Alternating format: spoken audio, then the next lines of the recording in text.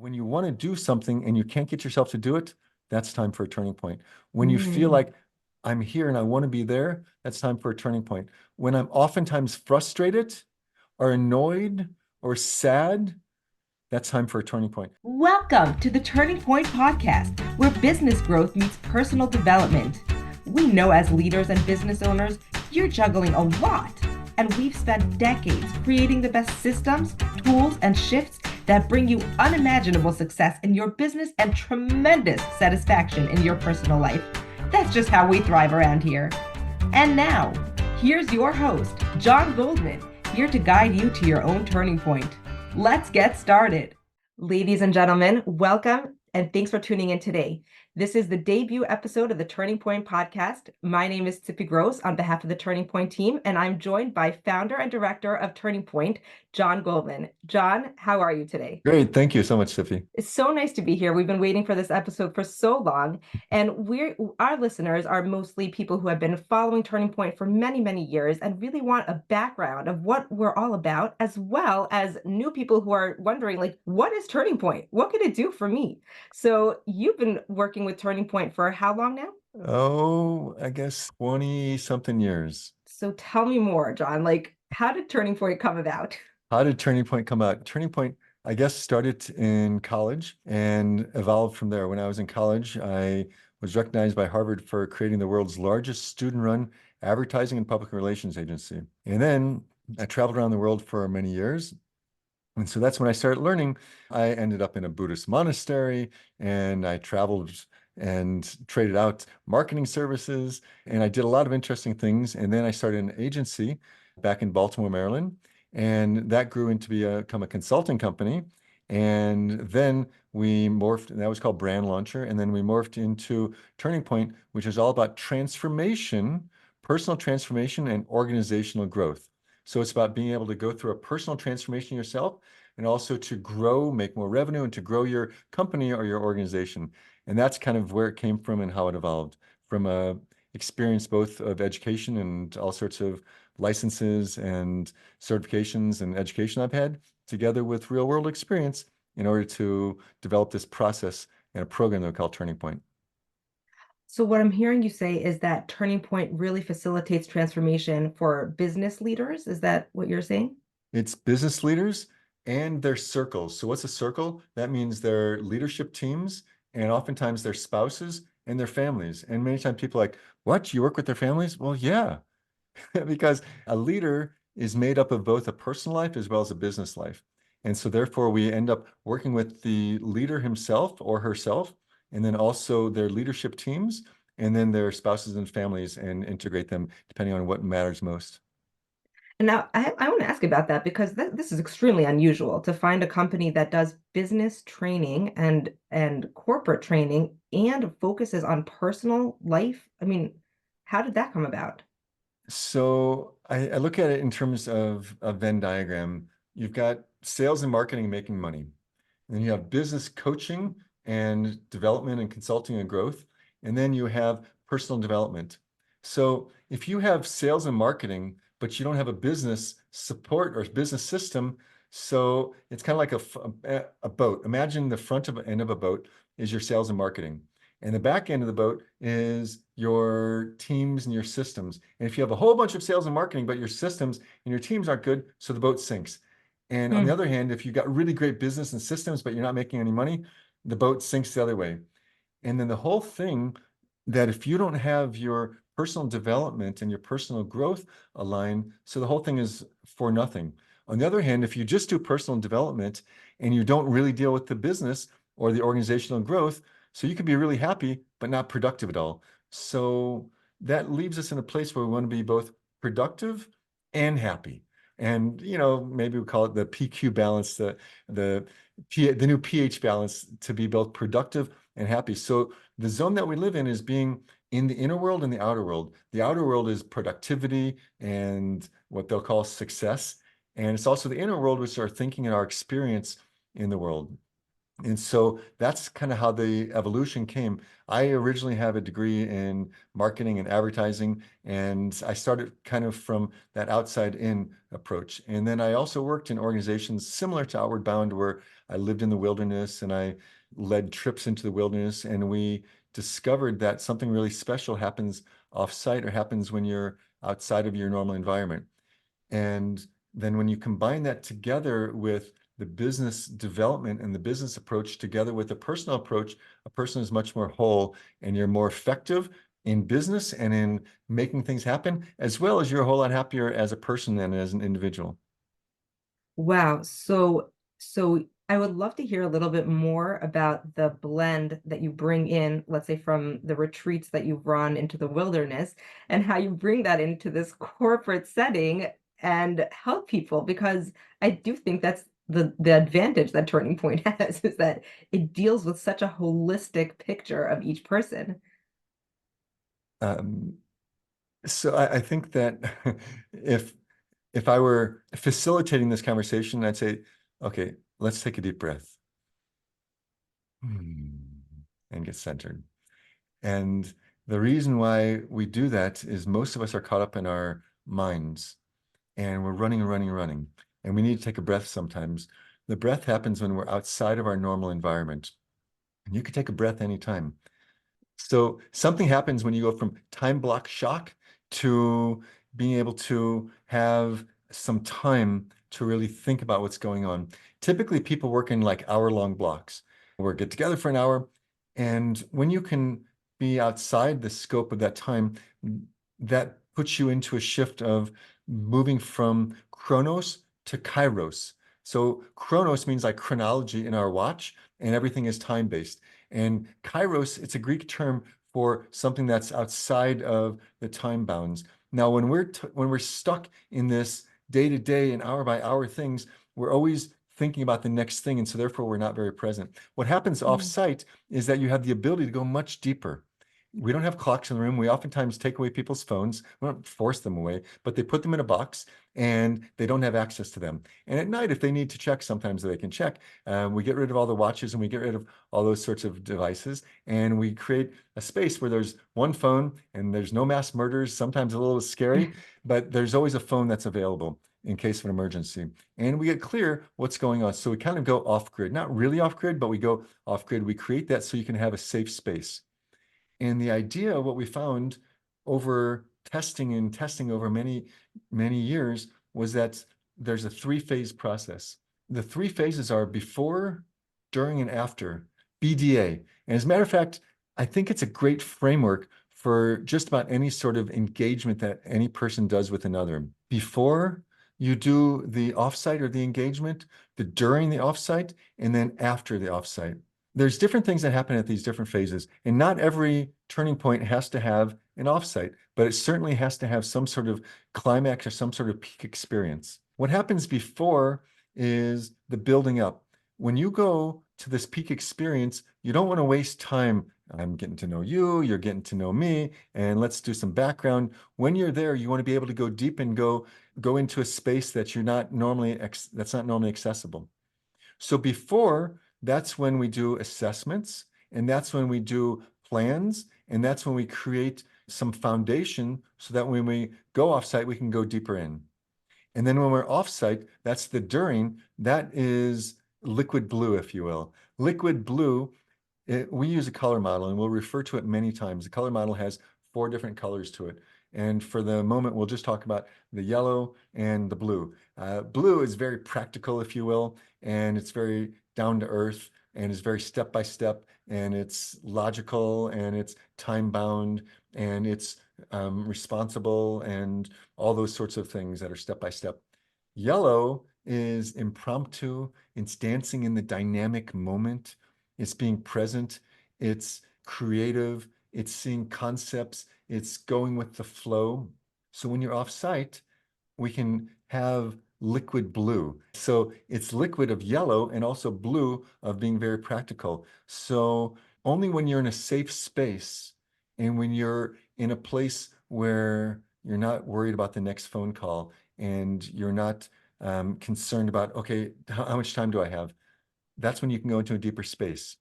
And so that's the during. So before we'll accomplish goals, we'll do intakes, we'll do plans, we'll work on some basic understanding so that when we get off site or when we get to the peak experience, then you can go deep and have a transformational experience. Then oftentimes people will have a transformational experience, which is very, very, very powerful. And it's crafted.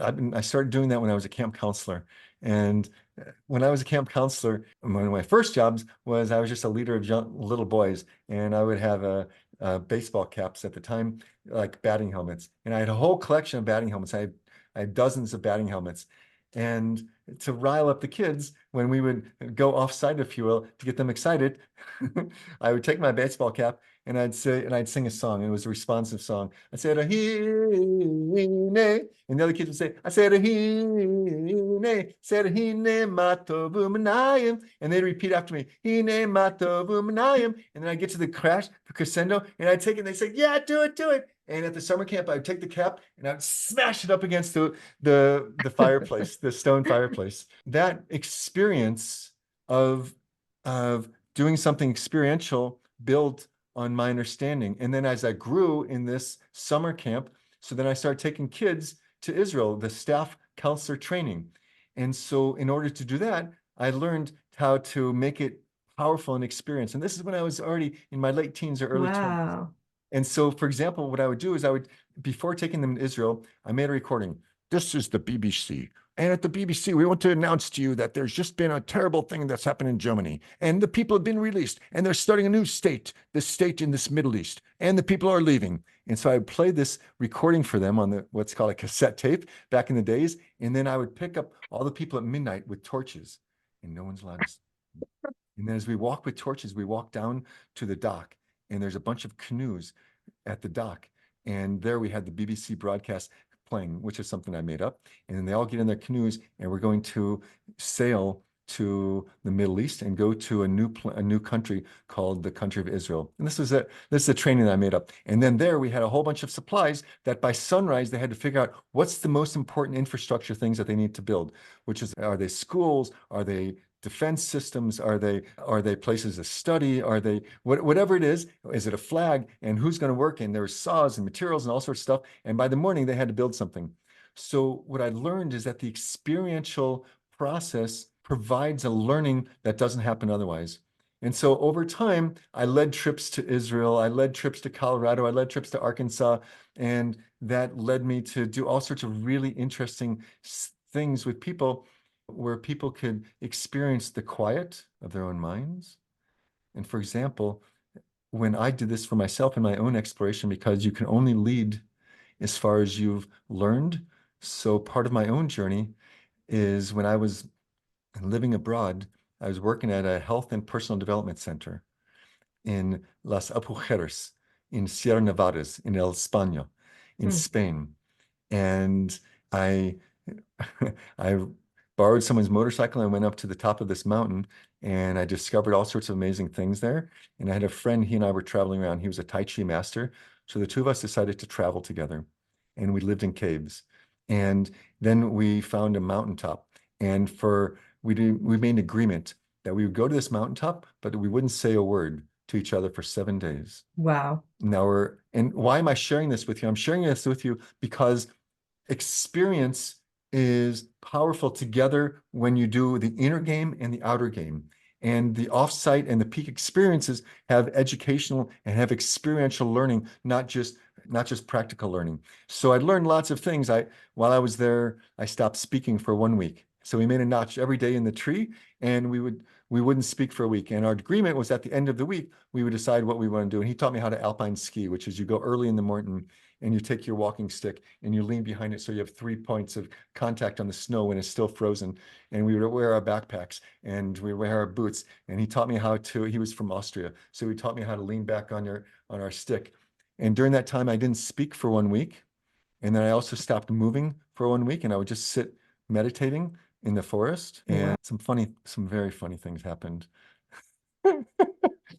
So I also decided to live blindfolded and to see what it's like to live blind. And so Wow. we had a tent with 2 sides of the tent. And he had his entrance and I had my entrance. And we'd agreed that we wouldn't speak about anything. And so we were both on opposite sides of the river throughout the day. And we would just sit and just be. No journaling, no writing, no Hmm. speaking, just meditating and being. And I decided I wanted to see what it's like to be blind. And so we were purifying our water. So we had these like 2 liter bottles and we put iodine tablets in it because we were up on top. The water is always better upstream, but because of giardia, which is something you get when you're in the river from germs and parasites, so we put iodine tablets in it. So it tasted terrible. Hmm. So we put the iodine tablets in it and then we leave the bottles in the river because it's cold water. And so in the morning, I had my blindfold prepared and my walking sticks prepared and my blanket set out. And so I'd never been blind before. So I woke up in the morning, put on my blindfold, and got my walking sticks. And I started walking towards the river, and my walking stick broke. I fell in the Oh, river, wow. and Oh, gosh. and a splashing mess. At this time, I had very, very long curly hair. And for the most part, all I wore was hiking boots and just mountaineering sunglasses with leather flaps here and leather flaps there, and not really much else because I was sitting there. So I'm a dripping mess, and I'm now fumbling all over trying to find my blanket. So I feel the blanket and I start to sit down and I hear this. So essentially, I start to sit down on his head. He's not going to move because he's just busy. Gosh. He's just busy doing. And I'm like, oh, I felt his head. I'm like, oh, sorry. So that was the only word I said for a That's the week. word you said. And so But what? I find my own blanket and I sit down on my own blanket. And while I'm busy just being, there's a Spanish goat herder, and he's walking with his bocadilla, his sandwich, and he's drinking a beer because he's not, I guess, he's not that far. I don't know how far he was, but I think he had his backpack and he brings his stuff with him. And the goats start to come around me. While I'm sitting and just being, I'm not going to move, right? And remember, I'm not wearing much except for my mountaineering sunglasses and my boots and the like. Right. And so the goats start coming over and they're smelling me and kind of sniffing me. And Oh my he's gosh. And you're walking, he still gets blindfolded closer. at this point? No, yeah, and I blindfolded, right? And then and suddenly this Spanish goat herd comes over. He's like, ah, and he runs, okay, and he starts running and moving out of there. So the reason why I'm sharing this with you is that I've crafted many, many, many, many, many experiences in the wilderness. I don't do any of that anymore. I think it's been over 30 years since I haven't spoken for a week. Wow. Oh, we But got to do it. yeah, We got to and bring I it back. also and I went for a week without without eating as well. I Wow. remember I drank water, but I didn't eat. And I wanted my whole purpose was totally arrogant, was to become transcendent or omnipotent. Talk about ego, right? I'm going to become Right. omnipotent. And so this took me on a journey of lots of experiential stuff in the mountains, not in the mountains, by the beaches, and facilitating groups as well, and facilitating transformative weekends and workshops. I've facilitated over 1,000 people. I don't know how many at this stage, 1,000, maybe 2,000 people on group retreats and facilitated orchestrated weekends that include music and include movement and include breath work and include meditation and include deep transformational work and journaling and coloring and drawing and some deep processing stuff. And I still live in the mountains. I have an affinity towards the mountains. And the reason why I'm sharing all that with you is because I've learned a lot of things that don't work and things that do work. And the balance between the inner game, our thoughts and our experiences, and the outer game of being productive and making money and managing people and managing systems and processes, it requires a balance between the inner game and the outer game. And when you are meeting with someone that's going to hopefully guide you, you want to know which direction not to go, as well as you want to know what direction to go. And so I've made a lot of mistakes. I really have. I've screwed up a lot and I'm embarrassed to do it. But the only way we can possibly progress is by making small wins. And so I've learned a lot of directions not to go. And along the way, we've also learned a few directions where to go. And I've been blessed to work with some of the most phenomenal gurus and teachers and mentors in the world. And I've sat at their feet for years. On the spiritual side, on the practical side, Al Fleischman was from Fleischman Hilliard, was one of the largest public relations agency in the world. And he was the mentor for Walt Disney for Augie Bush. I'm from St. Louis, so Anheuser-Busch, Augie Bush Sr., and for Golda Meir, the Prime Minister. Mm. Wow. And I sat at his foot and I was an intern with him. And I did that both on the psychological side, on the spiritual side, on the business side. And if you really want to get great at something, you'll sit at people, you'll sit at the feet of people who are much greater for you. And my thinking is it's much better to get amazing experience from those amazing people than to try to make a lot of money. And so I've spent a lot of time being a humble servant or an intern or a assistant to someone who's great. And it's oftentimes paid off for me more than the other Wow. direction. And So I want that's to the just break conclusion this of down this for one internet. second, is just to make it a little bit more practical, because I know that all the all of our Turning Point family is very familiar with these experiences and offsites that we provide. But for somebody who's new to Turning Point, can you just give a little bit of a breakdown? Like, how does it work working with Turning Point? There's offsites and there's breathing. Like, what's going on here? Okay. Our our platinum program is 6 months to 1 year long. And in this offsite program, that entails a before, during, and after. As I mentioned to you, there's a before, there's a during, and after. So before, the first step that we do is an assessment. And the assessment is based on who you are, what matters most, and where you're going. And we identify both your shadows and your lights. And then based on what matters most and based on where your strengths lie, so we could play to your strengths and where the weaknesses are and compensate for the weaknesses and what you want to most accomplish, we then craft a plan together of what that looks like. And that plan is 6 months to a year long in the platinum program. And in that program, then, after we do an assessment, we then make sure there's a commitment on our behalf and on your behalf to make sure that we're the right fit for you and you're the right fit for us. And at that stage, there's an uncomfortableness because we're both willing to walk away.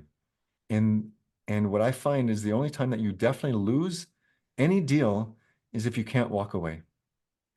And it's important for both sides of an engagement, both be able to say no and walk away and make sure that it's really the right fit.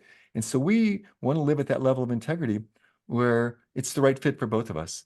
And we don't always engage because if the person's not coachable, if it's not the right fit, if the only thing that matters is making money, nothing else, I'm not interested. And if the only thing that matters is just like, we're not the right fit for everybody, and that's okay. So to be able to walk away.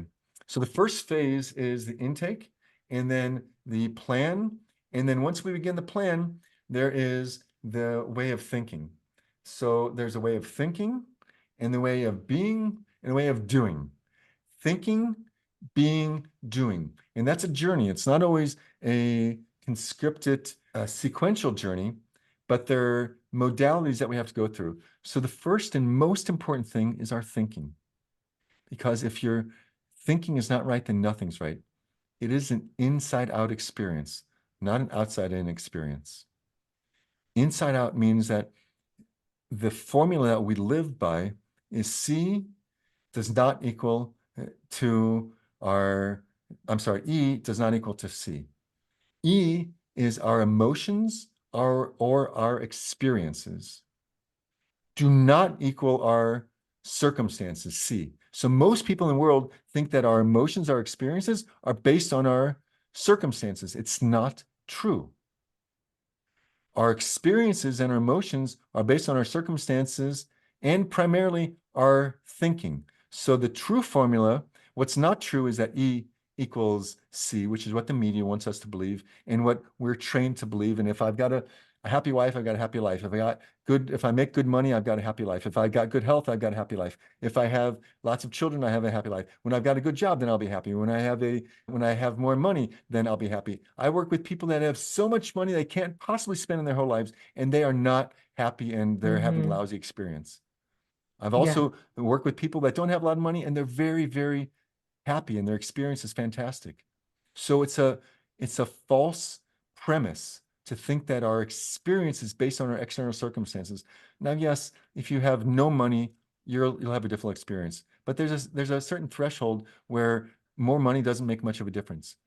And yes, there are things on the external world that do make a difference. But the majority of our experience in life, it's our thinking about it. Most people aren't prepared or willing to hear that. They don't believe it. So we'll spend a fair amount of time understanding that.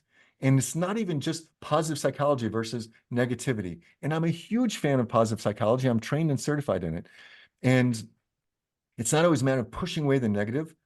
So the first part of our journey is our way of thinking and becoming aware of our thinking. And one of the primary modules that we'll use is called ABC: accept, bounce, and choose. It's as simple as Oh, ABC. we're gonna have to keep that one a secret because that's coming up in a couple of Okay, episodes. okay. But the first point is our thinking and then our acting later on. But what I want to share with you is that the first part of our journey together is our thinking: positive, negative, being aware of our thoughts, our experiences, our emotions.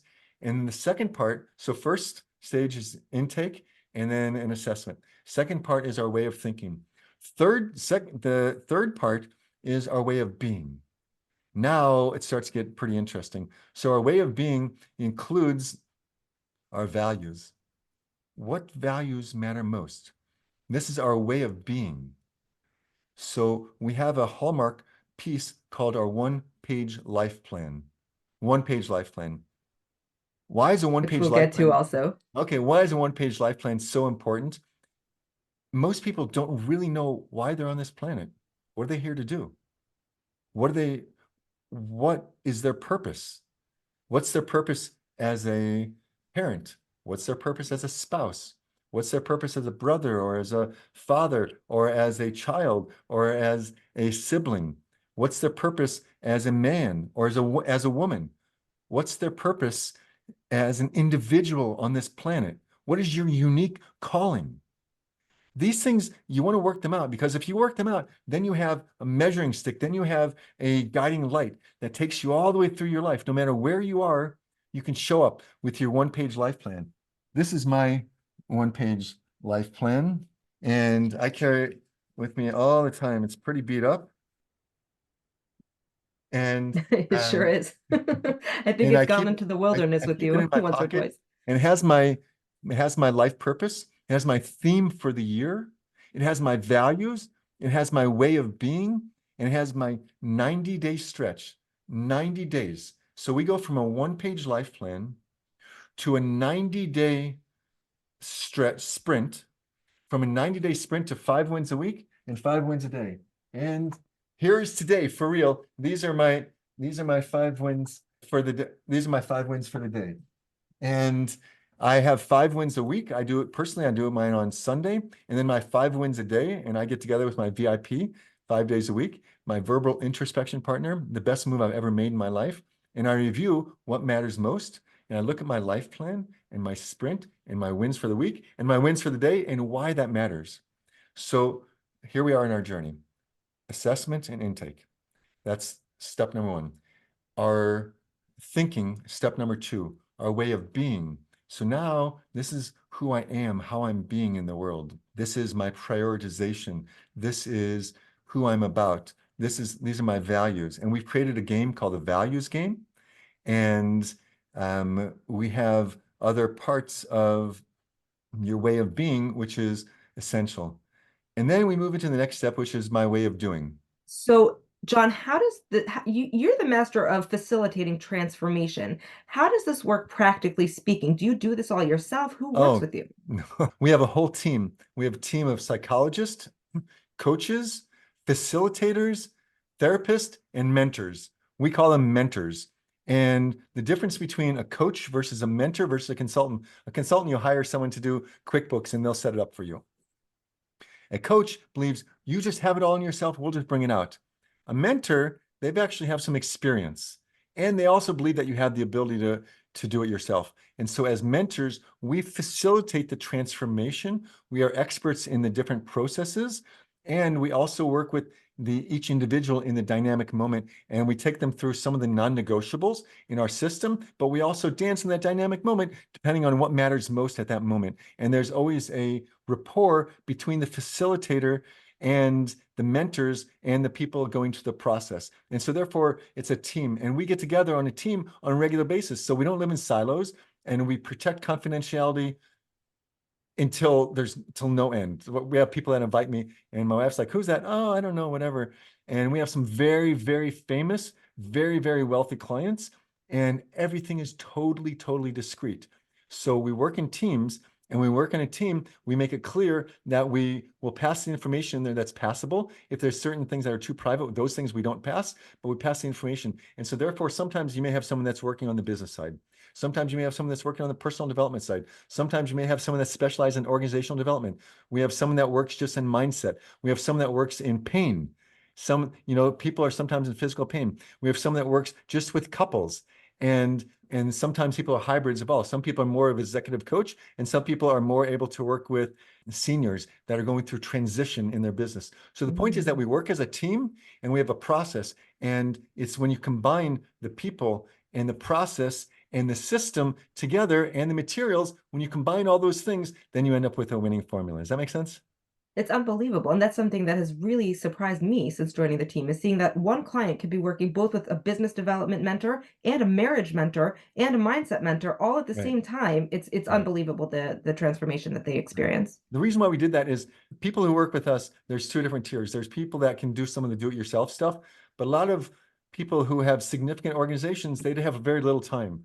So they don't have time to read every book. They don't have to learn everything. Like your Right. job is you let me know what matters most and help facilitate me what matters most. And since we've been down the path many times, so we can shortcut that path, which is what many of our clients told us, is that you shortcut the path. So therefore we could Yes. do this much quicker, much more effective, much easier.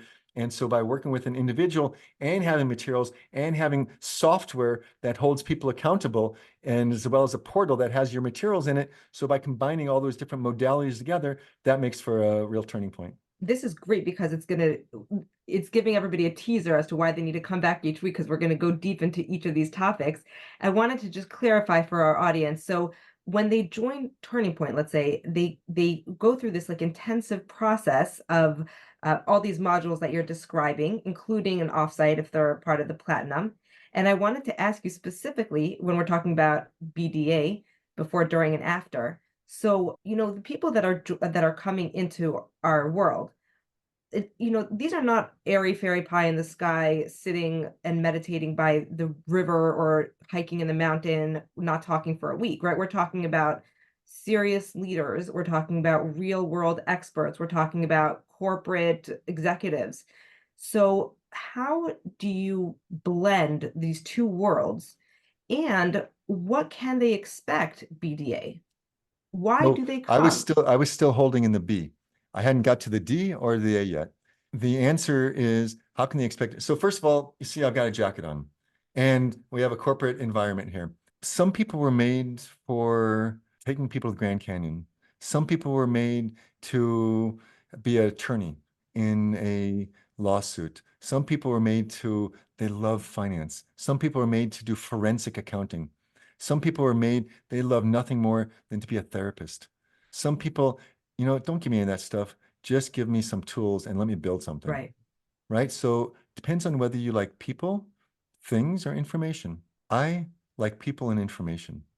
And the before, during, and after is a blend of inner world and outer world.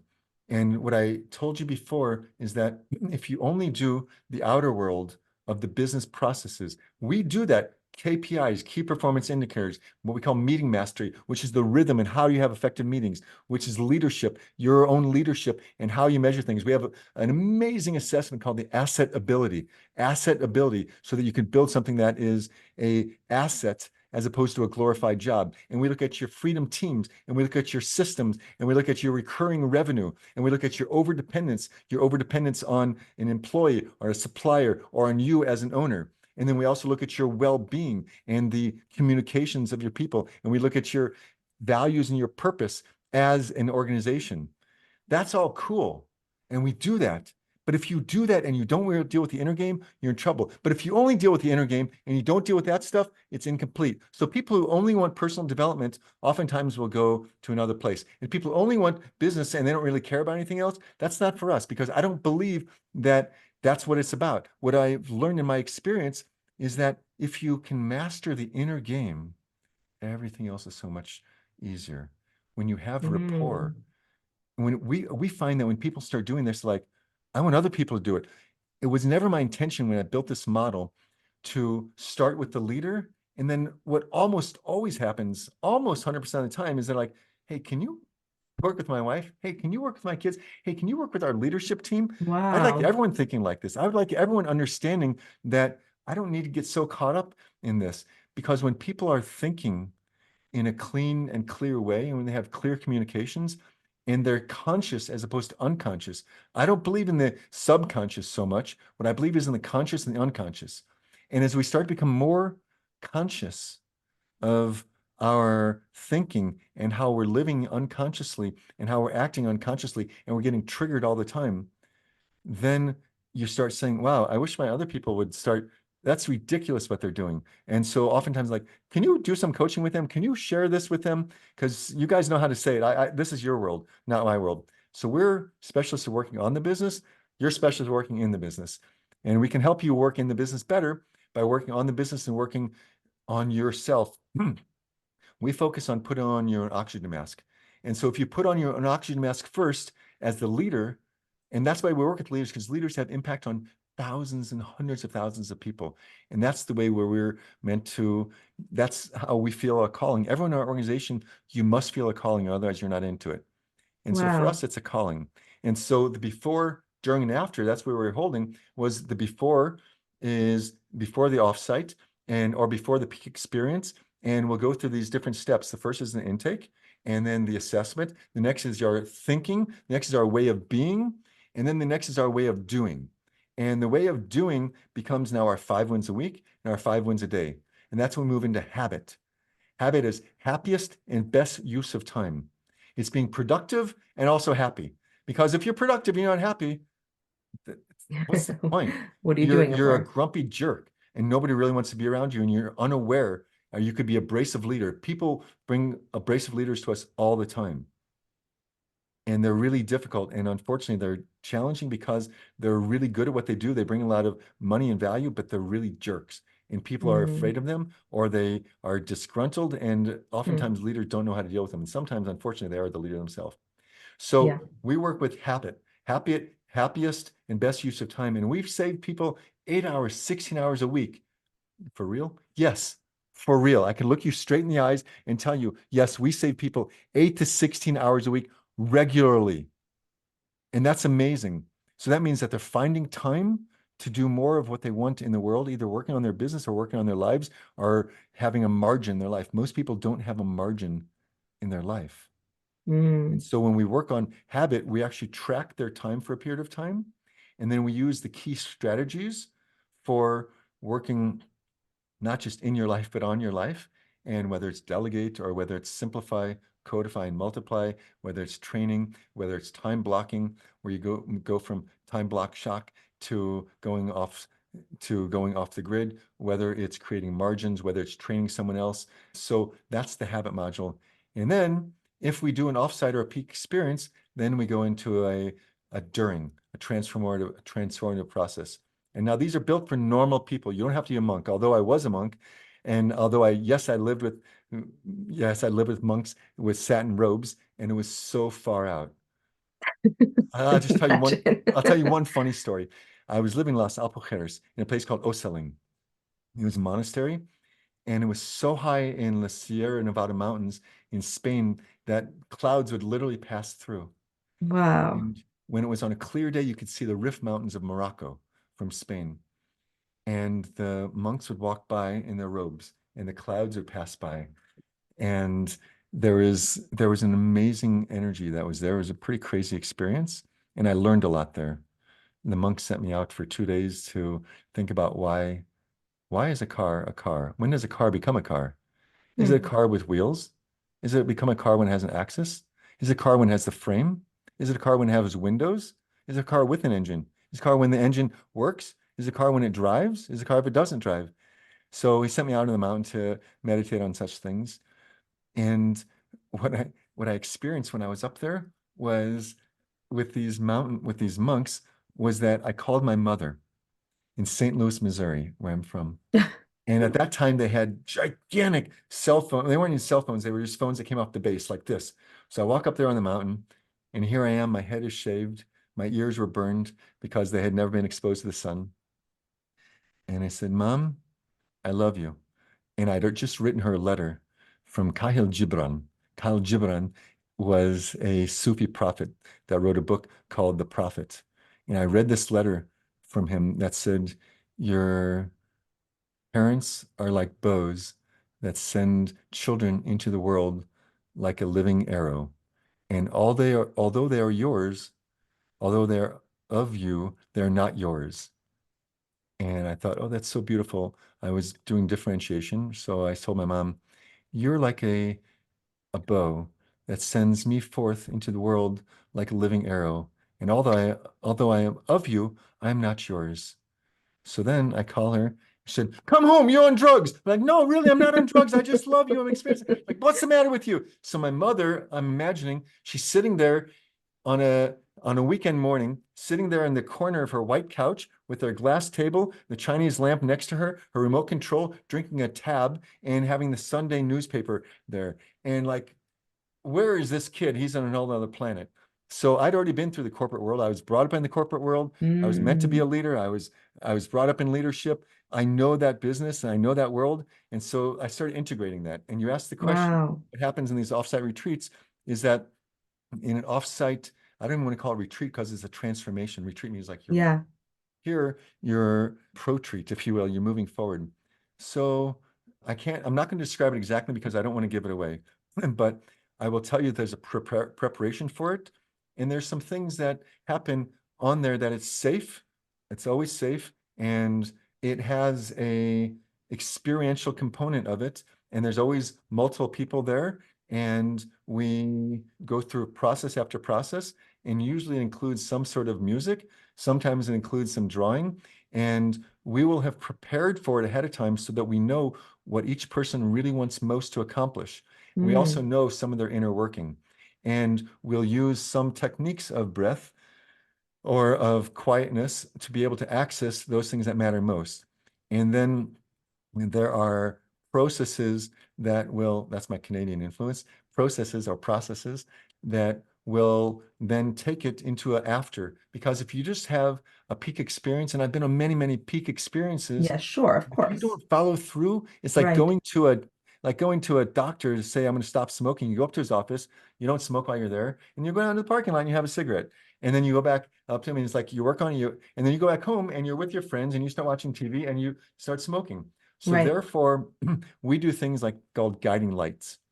And Mm, on the turning point experience, people create their own guiding lights. And I know that there are people that hold this very dear. And we also have something that's very precious. I'm going to share one of our special secrets is that we have a digital reframing tool. And we can send people their special images that they create or we create with them. And we drop it right into their digital picture frame and they accept it whenever they want. And that way it stays top of mind. And they have their own binder with their own guiding lights based on their own values. And I've had people that tell me for years, they're like, yeah, I refer to this every day and I refer to it wow. every week. And I Wow. use these because this Unbelievable. is me. This is my turning point. And so our website is myturningpoint.com, not yours. But when a person does it, it's about me. I don't have the stamp of everyone that comes through. It looks like this or looks like that. So they have their own unique transformative experience. And then they can take that into their life. And then we follow up with them and we create accountability and we create Wow. follow through and we create check-ins and then we create the ability for them to integrate in their life and then we're with them in real time because what happens is that oftentimes ideas are great but when they hit they fall apart. Eisenhower said an amazing thing, Siffy. He said that planning is essential and crucial, but plans are worthless. Why? Because as soon as they hit the battlefield they fall apart. So the Mm-hmm. planning process is really important. And most people make the mistake that they spend the majority of their time in the planning process. And so therefore we will take some time and we'll put the plans together and then we'll remember what matters most. And we're checking in every single week afterwards to make sure that you're integrating. And then as things come up in the real world, like, whoa, I came back and they thought I was a Martian. I was using all sorts of language like, oh, I want to be in integrity with you. What, you've been lying? No, no, no. Integrity. So people use funny language sometimes. They start using I statement as opposed to you. Instead of saying, like, how like when you have this experience that, how like it feels really cool, or that when your kid comes home and you're like, hey, what'd you do at school? Like and they're like, yeah, nothing. And so how you say to them, like, well, tell me something. And they start saying, I. When my son comes home from work, comes home from school, and I ask him, what'd you do? And he tells me that I don't know. So I often feel confused by that and I don't know what to do. Whoa, boom. And so therefore the before, during, and after process is a winning formula. There was a period of time that we only did before because we found, Mm. I'm embarrassed to say, when I first started, we had a center in Baltimore and it was really cool. It had a huge 15-foot fountain at the front, and it had marble and had water and wind, and it had a cool yard in the back, and it had a couple floors. And in the Turning Point room, the walls were all electronic write-on wipe-off board. And we had Oh, someone that did so cool. in-house Yeah. massage, and we had music, and we did Wow. blindfolded dancing so that people wouldn't be self-conscious. And we had a whole wall of corkboard, and we had 50 different cards for different parts of their process. And it was really, really cool. And we had someone that would come and do Tai Chi, and they would do massage, or they would do Wow. process work. And we had someone that was a scribe, and we would write up on the wall, and they would end up with this really cool binder and all sorts of stuff. And that was it. Good luck. Mm. And I'm embarrassed to say that it wasn't so amazing, that people didn't really integrate.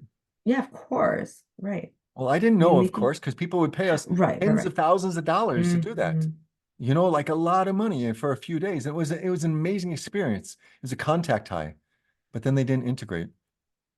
And I'm embarrassed to say it, but we learned because that's how we do it. So then we shifted to only during, and we shifted to a weekly model, and we worked with everybody week in, week out, weekend, and that was really successful. But it didn't have the offsite or the peak experience.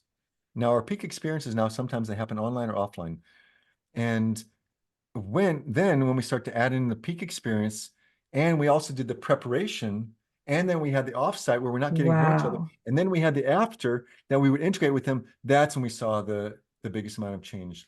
So that's why the Turning Point experience incorporates all three of these modalities to make a transformation. And I want to share one more thing Wow. with you, if I may.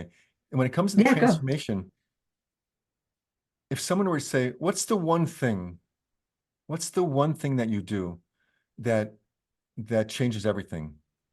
And I'm going to tell you our dirty little secret. I don't know one thing. I know 15 things.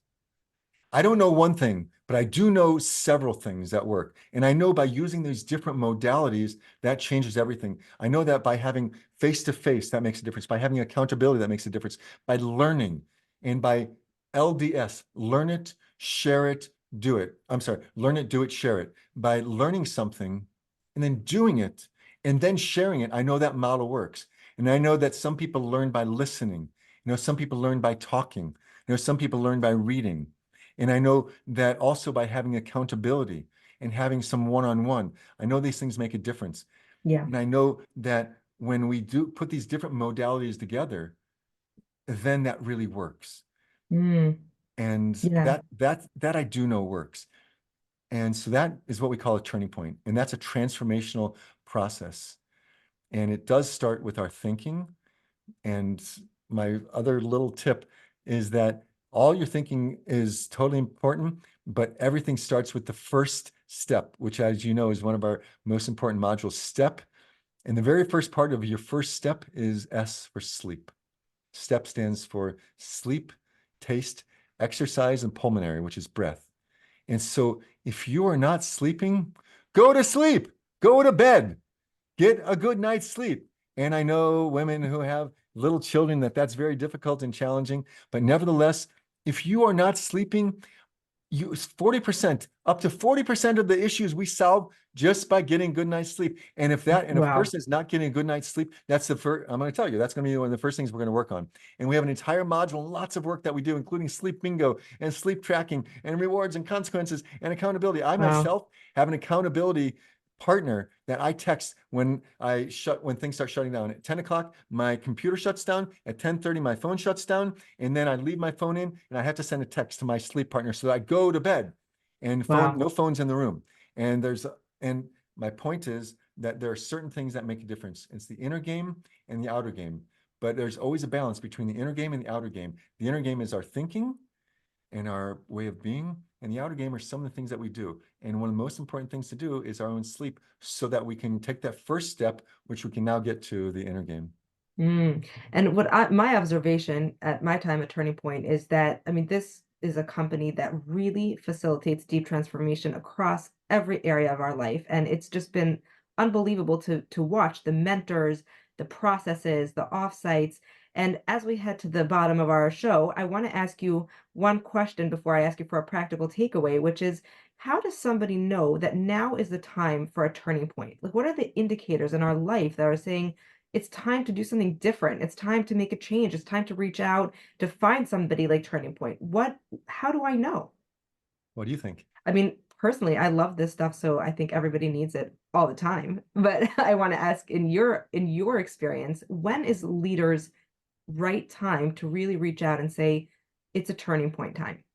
So I think it depends on pain or pleasure. We're all driven either by avoidance of pain or aspiration of pleasure. You only go on a diet when you can't fit in your pants anymore.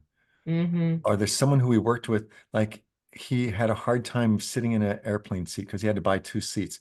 And he had a hard time getting in and out of his car, and he had a fancy car. And he was exhausted just going for a walk. And life was not cool. And so he knew he had to Right. do something. And I was like an executive Sherpa. I brought him up one of the mountains in Colorado. We like to do our turning points in Colorado. And we went up to a beautiful place and he was winded. And at that Mm, moment, he said, that's it. I'm done with this. And he made a shift in his life in terms of drinking and transformation. wow. And he then became member of the year for the association that has like 300,000 people in it. His name is Jim. And so when there's enough pain that you're frustrated, that your team is not performing, the business is overly dependent on you, you have people that it's not working for you and you're underperforming your potential, or you yourself are you have an underperforming asset. And so essentially you go and you hang out for a couple days. And so the turning point process is when you have enough pain that you want to make a change. And so you start to explore. It's like, oh, let me learn a little bit more.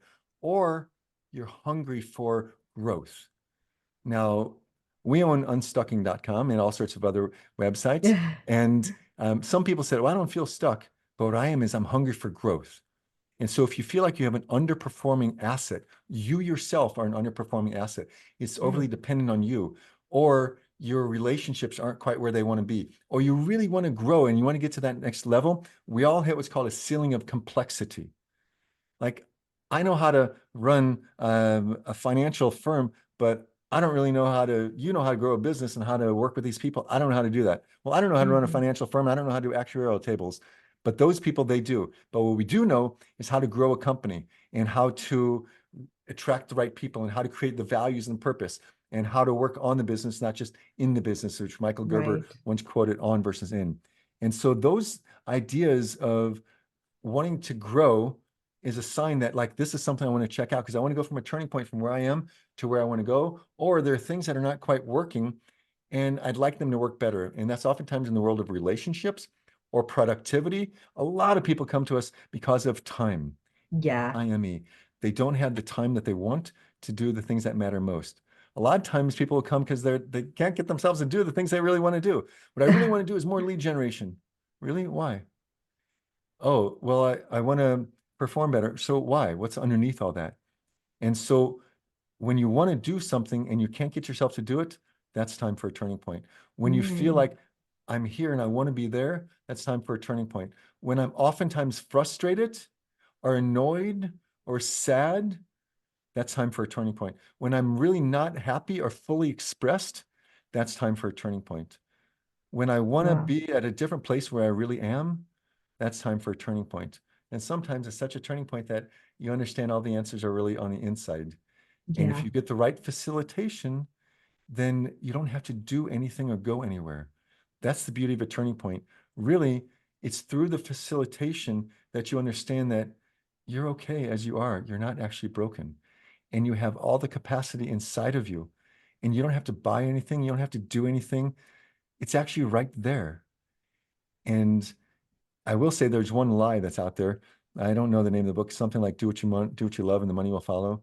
Not quite so simple. Do what you love and the money will follow if you're prepared to take risk, if you're prepared to be disciplined, if you're prepared to do lead generation, if you're prepared to hire, if you're prepared to be patient, if you're prepared to invest, and if you're prepared to say what you're going to do and do what you say, then the money will The follow. fine print, the fine print. Right. But That's the point not is really there. that we really do have it inside of us, and most of us need an outsider to help facilitate us. Yes. Because the last thing I'll share with you is that we can't free ourselves from jail. It's an interdependent world, not an independent world. We're made interdependent. You're good at interviewing. I'm not so good at interviewing. And someone is really good at fixing a car. I'm terrible at fixing a car. But one guy who actually he does work in our house, he's like, I would hate to do what you do. Like, I don't want to Yeah. mess with people's all their feelings, and oh, I don't want to babysit anybody. And my accountant's like, oh, I would hate to speak with people. You're talking with people all the time and like all their issues. And I would hate to do accounting.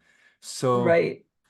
so as we facilitate in the world of interdependence, when you do what you do well and we play to your strengths, then you can go into a turning point and actualize your greatest potential, which is my purpose in life. My purpose in life is to empower leaders and others to actualize their greatest potential. And that's what I hope that we might have the opportunity to do for those who find that this speaks to them and that we find that we're the right fit for them as well. Yeah, and just looking forward to future episodes, you've given everybody a little taste of all the topics we'll be starting to cover, leadership and personal development and what to do with your team and how to get your company to perform better and so many other topics, time management. So we're really looking forward, and it's been an amazing pleasure to speak to you today, John. You have so much to give, so much light to share. I wanted to ask you, as we'll always ask at the end of each episode, is what is one thing, one actionable item that people could take today that will make a difference in their life? I would practice taking a short breath break. Breathe in through your nose and do this twice, like this. Breathe out through your mouth. Just by doing that twice, you start becoming aware that I'm the thinker, not the thought. I'm the feeler, not the feeling. So let me say what that means. Usually we're so caught up in our own thinking that we don't realize I'm the guy that's thinking it. And it's just a thought. And if I could be aware of the thought, now I can start to choose. If I could be aware of the feeling, oh, I feel mad. I feel glad. I feel sad. I feel angry. Oh, that's a feeling. It's just, oh, hi frustration, hi mad, hi glad, hi sad. Just by raising your awareness of that, now you become a chooser. So again, it's taking a quick breath break, breathe in once, breathe in out twice, and then just be aware of my thoughts. Now I'm at a place of better choosing, as opposed to, I'm so angry, I'm so frustrated, you're such a jerk, you're always late. Okay, wait, what's going on here? Oh, I'm feeling frustrated. I'm feeling kind of sad, actually, or scared. And my judgment and my feeling is that you're not respecting me. Oh, okay. Now I'm conscious. That's my practical takeaway. I love it. Thank you, John, for being here with us today. And thank you to all the listeners who have tuned in.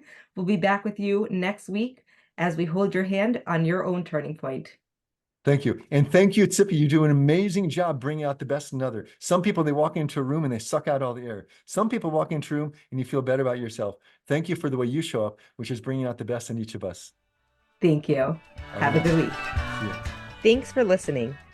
Our mission at Turning Point is to help leaders actualize their potential. And we know there are a lot of things in the way of that.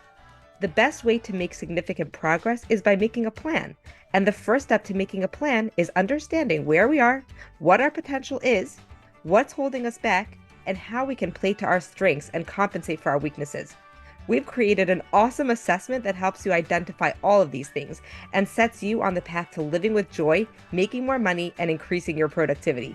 We love this assessment and know you will too. Take it at myturningpoint.com/quiz. That's myturningpoint.com/quiz. Thanks for tuning in and see you next time.